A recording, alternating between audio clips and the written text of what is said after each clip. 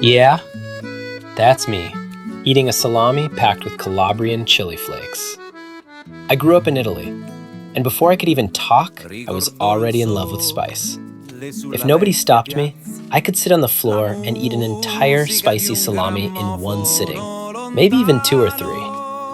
As I got older, that love didn't fade. It grew. In college, I'd sit in noisy pizzerias, staring at a slice that felt incomplete. So I'd reach for the chili flakes. I'd pour them on, take a bite, and wait. But it still tasted like nothing.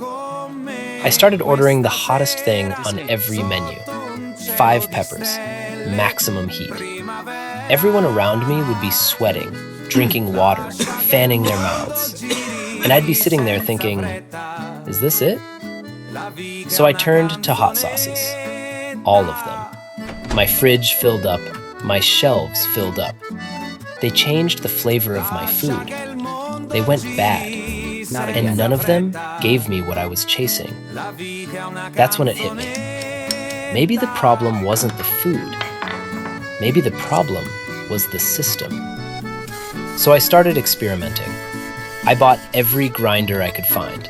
Manual, electric, plastic, steel. I ordered peppers from everywhere. Fresh, dried, powdered. My dining room turned into a laboratory of fire. And then, after more than a year and a half of trying everything, I figured it out. I designed a small, push-button grinder. You press the top, and an exact dose of spice falls exactly where you want it. This wasn't about drowning food. This was about precision, control. I had the vehicle. Now I needed the perfect spice. So I called farmers. I walked their fields. I brought home crates and crates of peppers. And I tasted everything. But something didn't add up. A package would say 1 million Scoville. But my tongue was telling me something else. So I sent the peppers to the lab. The numbers I got back weren't even close to the claims. This wasn't an isolated instance. It happened across the board. I needed to find a solution. I tested everything. I built my own scale, 1 to 10. Every pepper lab verified, every heat level measured. And then we tasted. Like wine. Where does it hit? Front of the tongue, back of the throat. Does it punch fast? Does it linger? Heat isn't just a number. It's geography. It's timing. It's art. And I wanted both the science and the art. Eventually, I had it. The grinder, the peppers, the scale. Now I needed to bring it together. But how do I present it? How do I control it?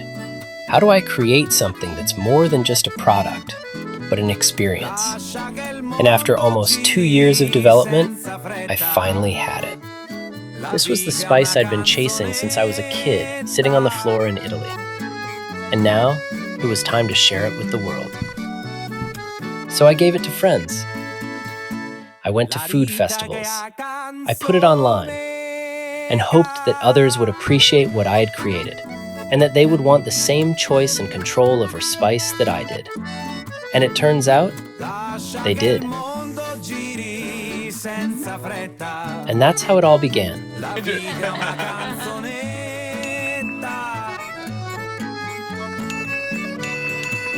From a little boy who loved spicy salami, to a young man chasing heat, to a man with an obsession and a dream, to change the way people experience spice, one grind at a time. That's my story, or at least the beginning. What's next? I don't know, but I do know that anything is possible. La ritaga canzonetta.